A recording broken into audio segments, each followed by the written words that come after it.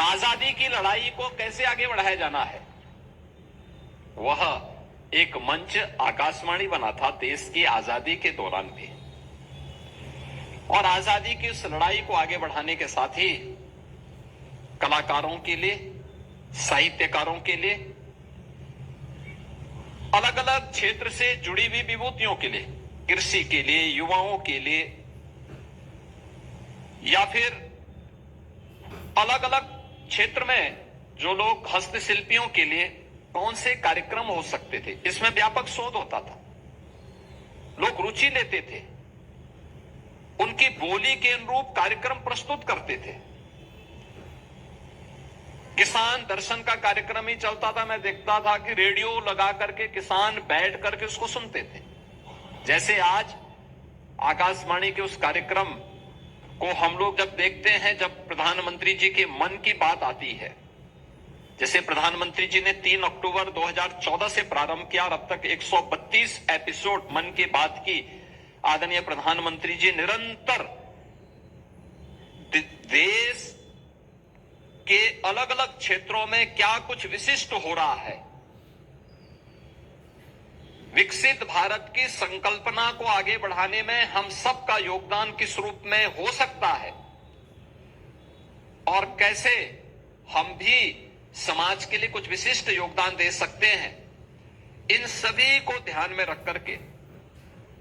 मन की बात 132 एपिसोड ये अपने आप में प्रधानमंत्री जी के देश प्रथम और उन लोगों को जिन्होंने देश के लिए कुछ योगदान किया है, उनको स्वयं उनके द्वारा उसको एप्रिशिएट करना और फिर देशवासियों को भी बताना अपने आप में बहुत बड़ा सम्मान होता है। प्रधानमंत्री जी के श्रीमुख से किसी के लिए उपलब्धि, उनकी उपलब्धियों को सुनना ये अपने आप में किसी सम्मान से कम नहीं है, बहुत बड़ा सम्मान है। और ये प्रधानमंत्री जी लगातार 2014 से मन की बात के माध्यम से हर बार 5-7 ऐसे दृष्टांत देशवासियों के सामने प्रस्तुत करते हैं जो प्रत्येक भारतीय के लिए एक नई प्रेरणा होती है। और यह दृश्य हम लोगों को बचपन में तब देखने को मिलता था जब कोई विशिष्ट कार्यक्रम आकाशवाणी का आता था। मैंने बताया ना, तब स्मार्टफोन नहीं थे, तब टेलीविजन भी नहीं था, तब लैंडलाइन टेलीफोन की भी इतनी स्थिति नहीं था। तब लोगों के पास देश और दुनिया को जानने के लिए, मैंने कहा ना, जहां सड़क नहीं थी, जहां पगडंडी भी जाने के लिए नहीं थी, वहां रेडियो पहुंच चुका था, आकाशवाणी वहां पहुंच चुकी थी।